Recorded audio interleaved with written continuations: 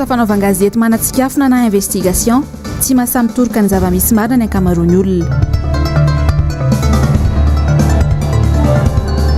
olona mpiasa sy ny grève ny inspecteur du travail tsy henon'ny prime ministre ny fitarainany. Rotaonan'ny fitondrana lalana voalohany amin'ny firenena mahantra indrindra maneran-tany I Madagasikara. Tomboky lahy sy tomboky vavy dia tonga soa indray ianao anatin'ny fotoanany fampahalalam-baovao ny MBS amin'izao alina izao aliny Alarobia fa 7 ny volana Desambra ny taona 2024 manolotra ny araba tomboky lahy sy tomboky vavy manasanao ampitiavana sy ampanajana anaraka ny fotoanany fampahalalam-baovao hatramin'ny farany. Araka ny efa naratsika tao anatin'ny lohatenim-baovao teo ary dia lahatsoratra telo nataona mpanao gazety mpanatsikafona na ny antsoina ihany koa investigation no iangan'ny avy eo anivony Bianco manao fanadihadiana manodidina ny resaka kolikoly amin'izao. Misokatra ihany koa moa ny famitorana eny anivony samifina mahakasika ny fisina kolikoly eto Madagasikara izay ihany. Ny voakandroany ary ny teny an-tanimena teny ny andian'ny fahafito ny trandraka bay malina izay voalaza teo ny andindiny mahakasika izay ary no entiny ravorazafy mahenina sy tahiriny aina. Niompana bebe kokoa tamin'ny ady atao amin'ny Covid-19 fa sy ala tromby ny fanadihadiana lalina navoaka ny trandraka bay malina andian'ny fahafito. Atrangana kolikoly sy ny fampiasam-bola nonotsika fony ireo mpanao gazety maromaro. Ny mpanao gazety ny trandraka bay malina dia nidina tany amin'ny faritra lavitra toa ny ambanivohitra ato Matsiatra Vakinankaratra etc mba ahafahana hoe mahita ny fomba ny ainan'ny olom-pirenena ireny fotoana mafy tao anatin'ny fiobona ireny. Nahitana ohatra hoe anatina fokotany misy olona izay nahiboka tanteraka nefa tsy nahazo fanampiana ary mijoro vavolombelona amin'izany izy ireo. Nahitana ihany koa hoe amin'ny fivezivezena dia nisy ny resaka kolikoly ary fizarana ny fanampiana izay efa nomany fanjakana dia misy koa ireo manao kolikoly aty amin'ny Antanatohatra ambany.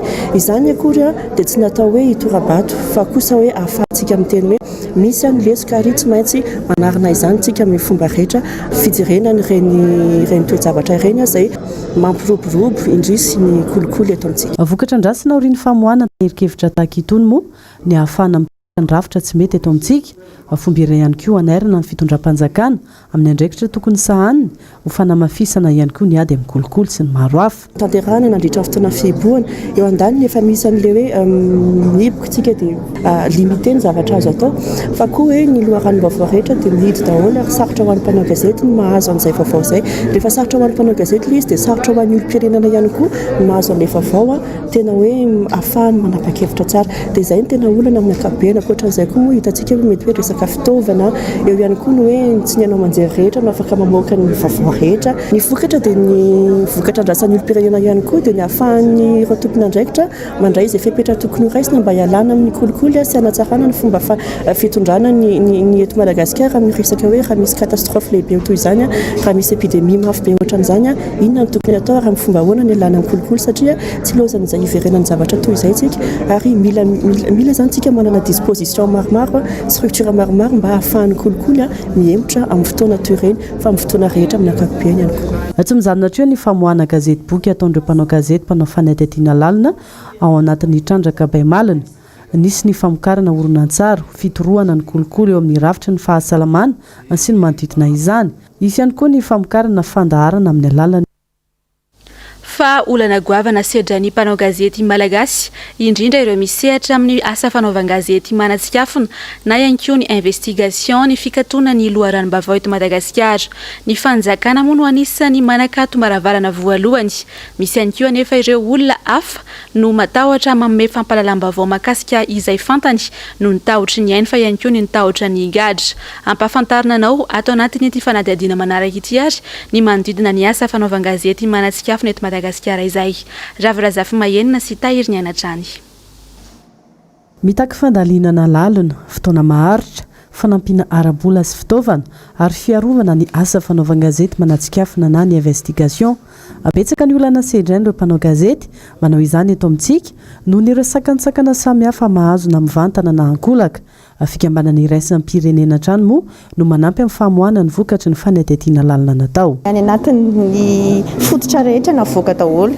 Raha misy olona izany miteny hoe iana nanao kolikoly dia tsy ianona rery no antanina fa antanina daholo ny olona manodidina ny ana rehetrarehetra dia antanina daholo mety natonga an'iny dia nantaniana ihany koa hoe iza ilay olona namoaka an'iny vaovao iny dia ireo olona rehetrarehetra ireo zany no ilaina ananana ny heviny dia nefa rehefa ohatra ka mantany ohatrany hoe misy sujet anankiray zany dia mety misy olona 20, 30, 70 any ny antaniana dia ireo olona ireo nefa tsy dia tena manome fahafapo anao manafina matahotra misy olona tena miteny mihitsy za tsy afaka miteny an'izany fa fantatra ilay olana fa za tsy afaka miteny satria izay matahotra noho ny ainay eto Madagasikara zany raha tena te hoe roso lalina amin'ny resaka hoe journalisme d'investigation dia tena hitako hoe ny fidina lalina amin'ilay izy ny accès aux sources dia fampirisiana ny olona tsy atahotra dia fampirisiana ny olom-pirenena zany ho sa hiteny ny zavatra hitany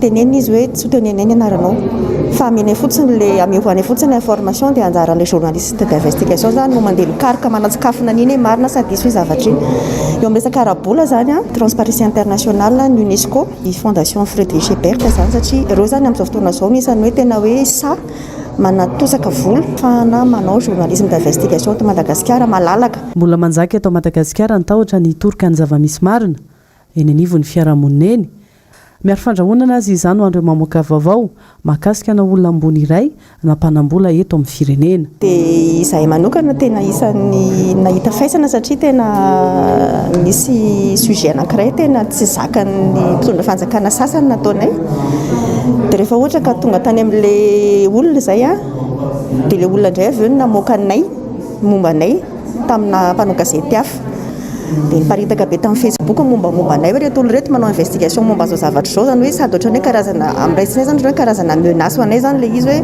manadiady momba ny resaka zao reto olona reto dia raisinay ho menace aminay zany raha ohatran'ny hoe raisinay ho menace personnel ilay izy taminay fa tsy nampemitra anay fa nalefanay foana ilay investigation voasakany tsy fahampiana aloha ranom-baovao matetika ny asa fanaovan-gazety manatsikafona anisan'ny tsy mampahomby ny fitantanana ny ady amin'ny Covid-19 izany ho ny filohany ho lavitra ny mpanao gazety vaovainana nivon'ny fitantanana raha-mpanjakana laza zareo isaky miteny hoe sokatra mitanadana ny varavaranay rehefa tiaka vaovao aty nareo rehefa tonga any ny mpanao gazety tsisy an'izany ao tsisy mpitompona ndraikitra samy teny satria ny fanjakana matetika tratran'le hoe mialatsina miteny frantsay voix autorisé misy olona mahazo miteny fa misy olona tsy mahazo miteny na manam-baovao aza vitana hoe azokafana ny zao arisy dia ao daholo ny vaovao rehetra tsy filalaovana sain'ny olona zany fa milovoriana sainy zany fa ny vaovao rehetra dia azo ny olona rehetra atao ny misitraka an'izany satria ny olom-pirenena tsy mahara-baovao tsy afaka mandray fanapa-kevitra anatsarana ny varim-piainany mipetraka ny fiarovana ny ainy ireo mpanao gazety manao fanadihadiana lalina eto amintsika fa nisy protocole d'accord natao sininy araka tamin'ny FDS na le force de sécurité miaramila polisy gendarme ny ministère ny serasera afaka miaro antsika amin'ny fanatanterantsika ny asany tsika eny akanja tsy garde akory reo fa mahafantatra fotsiny hoe misy mpanao gazety manao fanadihadiana lalina amin'ny toerana anankiray maka vaovao dia tokony harovana ny ainy ao mpanantanterana zany satria matetika any amina faritra mena foana ny mpanao gazety miasa mpanao gazety maromaro no mitambatra mamoaka gazety boky iray na lahatsoratra iray amin'ny fanaovana fanadihadiana lalina tsy mahazo miandana amina olona iray na toerana iray izy ireo amin'ny fanatanterahana ny asany vokatra nisy anandrasana ny fiovana misy eo amina rafitra iray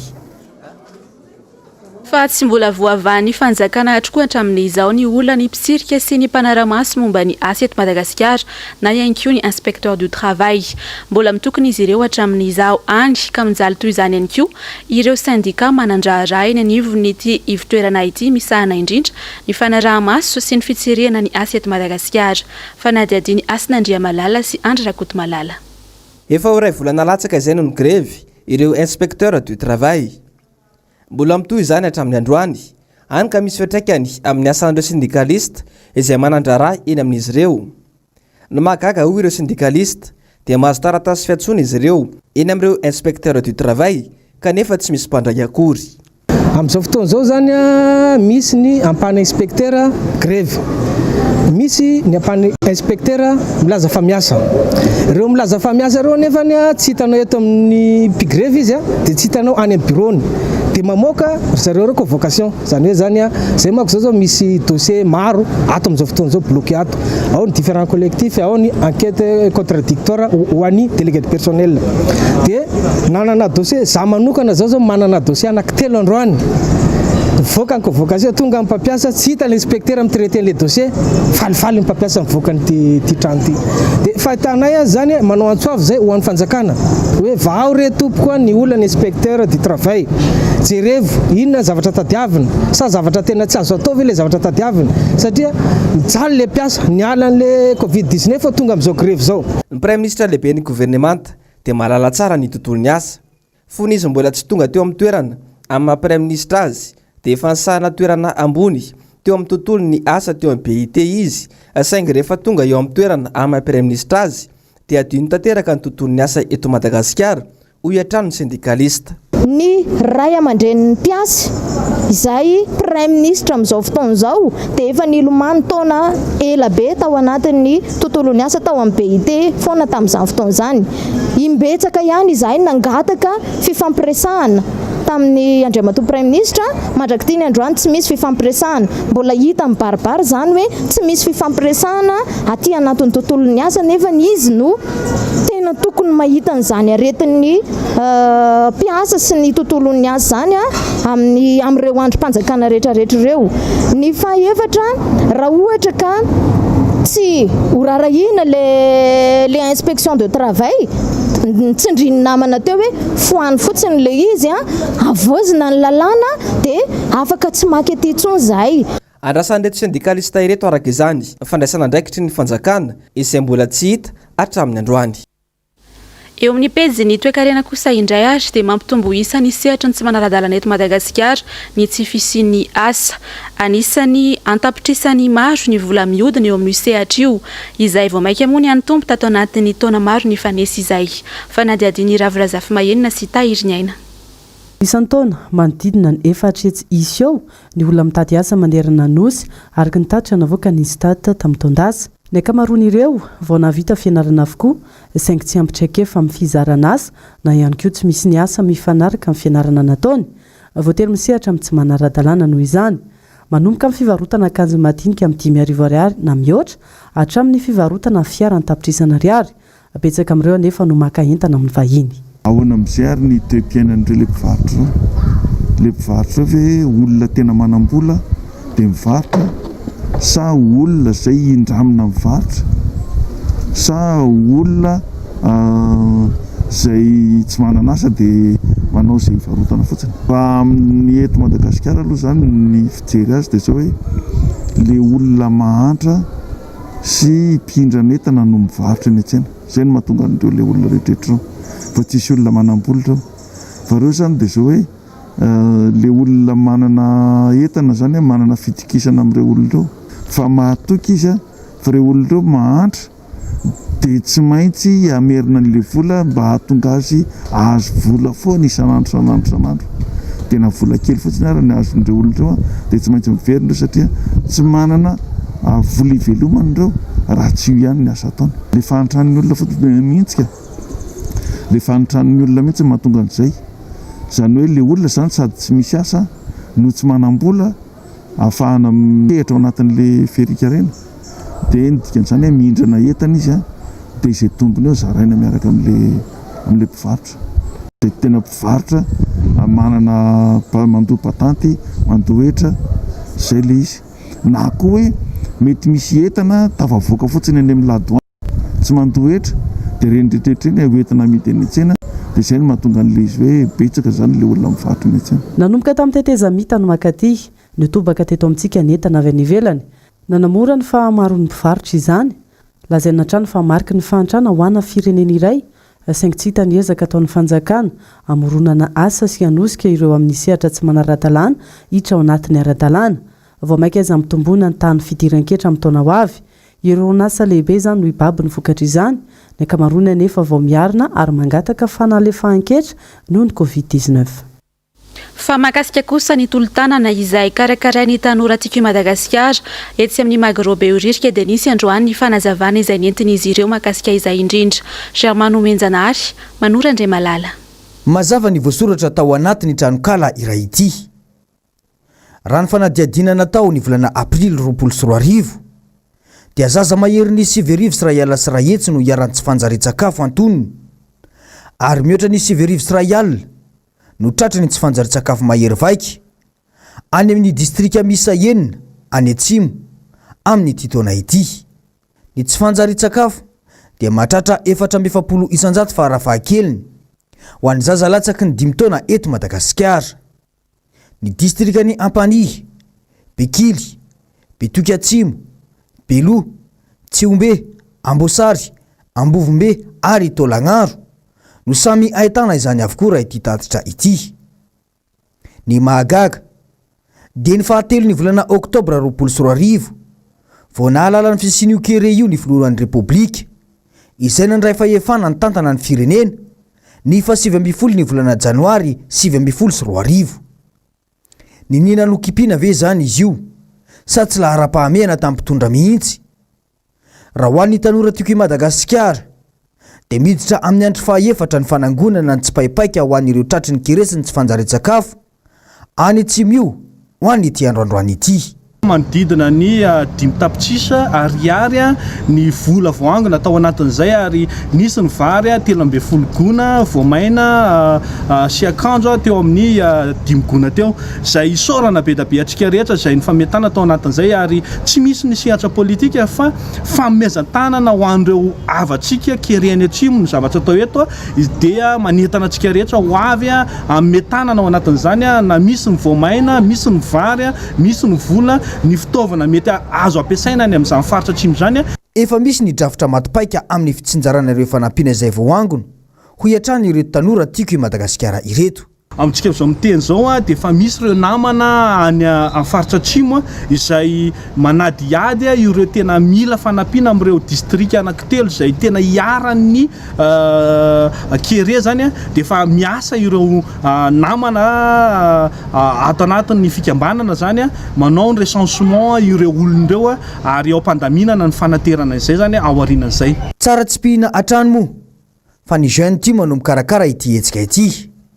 Fa ho an'ny filoha marikaravalo manana manokana dia efa nisy ny fanambarana goavana izay nataony nandritra ny fanamariana ny 15 taona ny FJKM tany Soavinandriana Itasy fa ho atokany ho fanampinany kere any Atsimo izay fanomezana azo ny mandritra ny fanamariana ny tsingery taona naterahany ny 12 ny volana Desambra io ho fimbonam-po sy fanampina ireo malagasy avana ireo no anton'izany. Eo any Ambatondrazaka kosa indray sika amin'ny titoy ny vaovao manaraka ity dia velotaraina no ny fandroana azy ireo ao amin'ny kariera be afo ireo vahoaka ao amin'ny fokotany Morarando, commune Andilana Avaratra, distrika Namparafaravola ny fitrandrana ao amin'ny kariera vaky io no antom-piveloman'izy ireo kanefa izao nalany ny polisy misana ny arena Kibontany ny farany herinandro teo izao. Mitatitra amintsika ny makasika izay ary ny Rendrianarivony MBS Ambatondrazaka. Ny farapara ny herinandro lasa teo no nirotsaka antsehatra nanala ireo olona mitrandraka Berilium sy Toromalinina ao Beafo Fokotamborarano commune Andelana Avaratra ny mpitandro filaminana misahana ny arena Kibontany. Vokatra zany dia mitondra ny heteny fitarainany ny solitenany ireto mpitrandraka ireto. Dia andro maigna ny orana tsy latsaka ny rano mihidy tsisy atao le vahoaka dia mitady solution zay mba mpandrosoana le tokantragno satria ny nona le vahoaka tsy hita zay fidiram-bola ampidirana.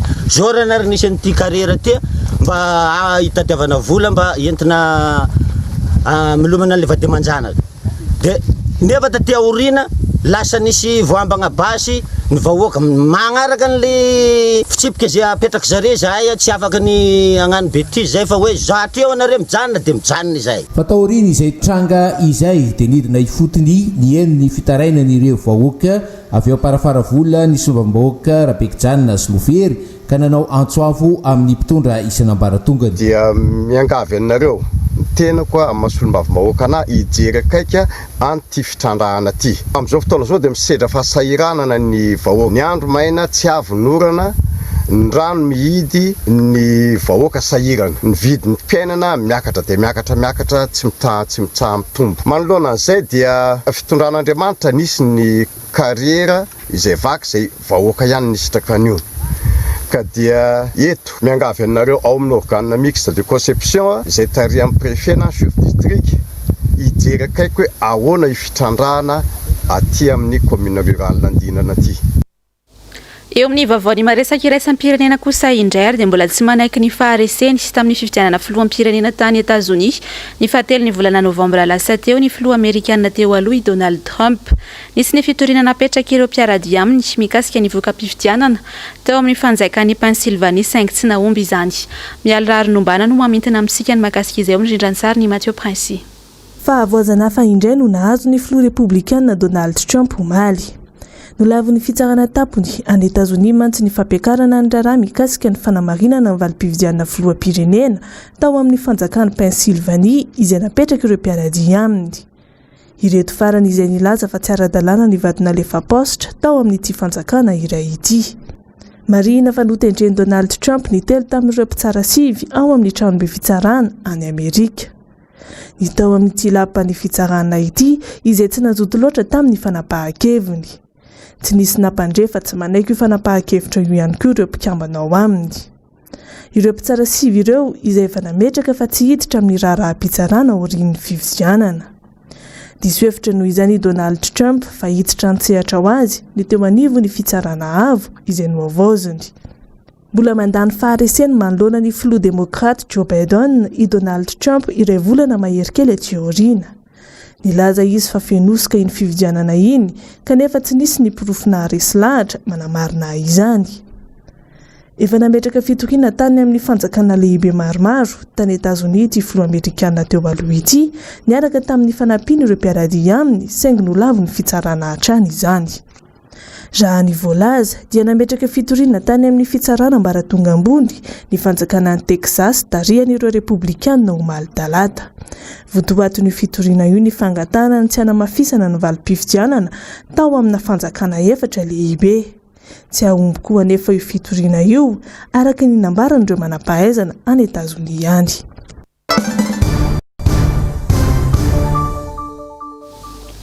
Fa nolaniny solomavambahoaka omaly indray ilay lalàna aotra 720 bara roapolo sy roa arivo izay milaza fa indrambola any ivelan'ny Madagasikara indray ny fanjaikana malagasy anatanterahina ilay antsoina hoe digitalisation izay nolazain'ny filohan'ny repoblika volana maro lasa izay. Asinandria malala Andry Rakoto malala. $100 io indray ny vola indra amin'ny fitondram-panjakana malagasy any amin'ny banky iraisam-pirenena ho fanatanterahana ilay digitalisation nambaran'ny filohan'ny repoblika ny volana aogositra lasa teo. Ao anatin'izao krizy ara-toe-karena sy krizy ara-tsosialy izao indrindra no samy indram-bola be toy izao any amin'ny mpamatsy vola ny fitondram-panjakana malagasy. Tena lara-pahamehana ho an'ny malagasy anatin'ny krizy lalina ve izany digitalisation izany. Hitako hoe any amin'ny présidence no tena miketrika mampandeha an'izany projet izany. Amiko aloha dia manahirana zany fa asana ministère zany. Tsy ny olona nyresahana eto farafitra asana ministère zany ary saripady satria ny iantoka ny aneriana na tiana na tsy tiana iantoka ny fomba anaovana amin'ny fifidianana zany. Dia hoana moa nieritretanao hoe ilay filoham-pirenena no na ny ekipa ao aminy no mikirakirana zany. Tsy mametraka n'olona aza sina roa sarin'olona mihitsy amin'oloana amin'izany resaka izany fa eo amin'ny fitantarana firenena zany. Matoa napetraka reny ireny tamin'ny fotoanandro mandrakandroany dia hoe mba hialany ny fanjakana ny tena fikirakirana zany. Maro ny état civil izy fa zay napetraka hoe état civil rehefa anao tsika tokony tonga any amin'izany ny tanjony. Fa ny tena mbola fanontaniana lehibe eo alohan'izay dia androany ve tsika faran'ny taona 2020 mpamehana hibapitrosa amin'izany izao. Tsy aloha mba mijery an'ireto olona very asa io kere io izao fisontro ny vidinetana izao satria tsy tongana ny ariary marobe. Noho izany indrindra dia voatery ny vory ary nanova indray ny fandaram-potoana ivoriny ireo loholona noho ny fahatongavan'ny volavolan-dalàna sy tolo-dalàna maro eny anivony ateny meran-doholona. Tsy maintsy natao zay satria eo manahirana amin'ny fiaraha-miasa. Ato anatin'ny 2 andro zay dia misy tolo-dalàna maromaro tonga avany amin'ny Assemblée nationale. Tsy tazanay akory atao anatin'ilay ordre du jour zay nalefany taty aminay. Zay moa fomba fiasa. Izy ny première lecture. Dia tonga ilay izy dia ohatra ay ve misy an'ity maimaika daholo. Za moa gaga ihany hoe ohatra maninona ary tonony tsy natao meloa. Dia tsy maintsy manitsy an'izay zany zay amin'izay fe-potoana sisa ananay anaovana an'ilay izy. Zany rehetra zany dia manam-pirofo fa tsy misy rindran-damy mamaty-paika mihitsy hitondrana ity firenena ity. Inona tokoa moa ny ezaka ny fitondram-panjakana amin'izao fitotongana ny sandam-bola malagasy izao? Nahoana ny digitalisation izay tsy mamaika ny vahoaka no hiazakazahana irosano any ampamatsy vola ary ny sosialim-bahoaka izay mitotongana tsy mamaika ny mpitondra?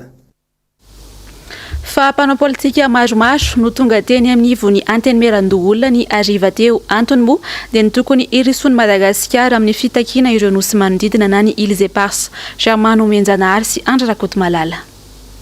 Efatra ny anatin'ny fampielezan-kevitra no nampanantenany ny filohan'ny repoblika ankehitriny fa tsy maintsy ho azon'i Madagasikara ny îles éparses. No mafisiny mihitsy aza nandritry ny fihibohana iny fa tsy maintsy iveriny ireo mialohan'ny daty ny 24 ny volana Jiona izay daty manatantara ho an'ny vahoaka malagasy. Taty aoriana dia nivadika ho fangatahana fiara-mitantana amin'ny la Frantsa indray ilay fitakiana ny îles éparses. Tokony efatrany amin'ny fampielezan-kevitra izy no miteny hoe fidinareo aho fa rehefa tonga filoha aho dia sady hiaro ny tompontsony malagasy no hiaro ny tompontsony Frantsa. Dia ho hita eo inona ny ataon'ny mpifidy. Fa zahay dia miteny hoe tsy mandehandeha foana ilay teny hoe masina ny tanindrazana. Sa motsarain'ny tantara isika. Tena malahelo ny tany, malahelo ny malagasy raha ohatra ka ny fananany no lazaina fa atao iaraha-mitantana amin'ny firenenen-kafa.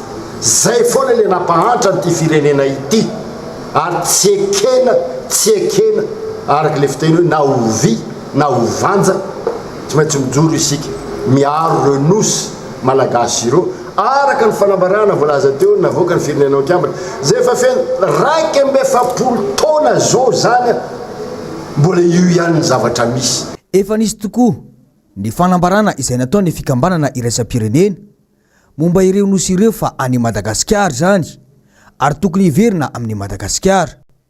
Ny arantsika nahita tsara nefa ny filazan'ny filoha Frantsay Emmanuel Macron raha tonga nitsidika ireo nosy ireo ny tenany nilaza ampahibe maso hoe ici c'est la France. Mpanao politika maromaro izay mivondrona no nanolotra tolo-dalàna momba io teny anivon'ny Sénat androany. Zay araka ny voalaza teo dia tsy hitondra vahoaka hidinandalabe zany fa rehefa tsy tafavoaka le référendum constitutionnel dia anao lalàna loi organique mikasika an'io zavatra io ka ny androm-panjakana ny Sénat sy ny Assemblée nationale no afaka mamoaka an'izany manentana ny loholon'ny Madagasikara sy ireo solombavambahoaka amin'izay handany an'io lalàna io satria atsika araka voalaza teo atsika malagasy ireo nosy ireo dia enganie mba hipetraka ny lalàna maha atsika ireo nosy malagasy ireo.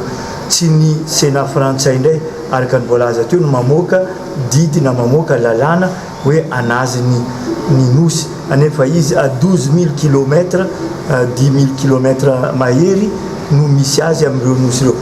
Andrasana arak'izany ny fanapahan-kevitra ireo andram-panjakana rotonta ireo manoloana ity tolo-dalàna ity.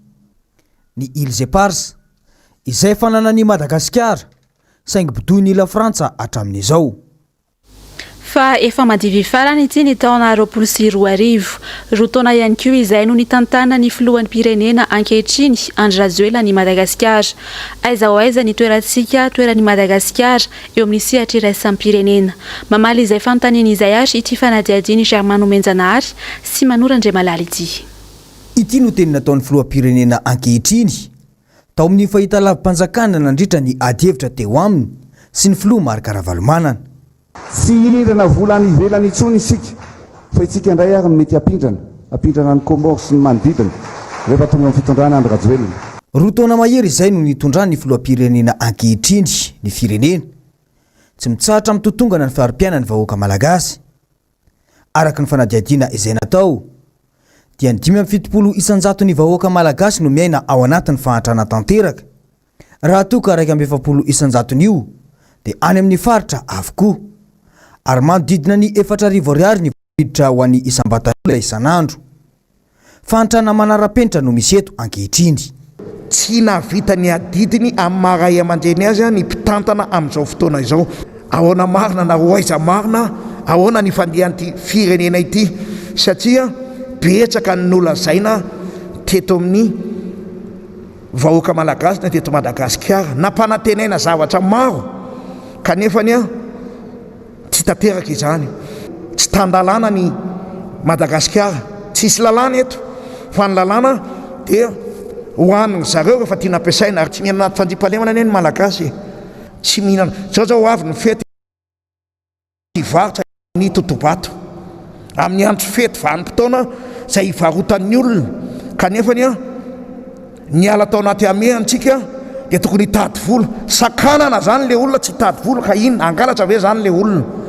Ankoatra ireo dia tsy fanaran-dalàna fa nitsakitsahana lalam-pandrenana valifaty politika famonona mpandraraha malagasy no nataony izao fitondrana izao nandritra izay herintaona izay.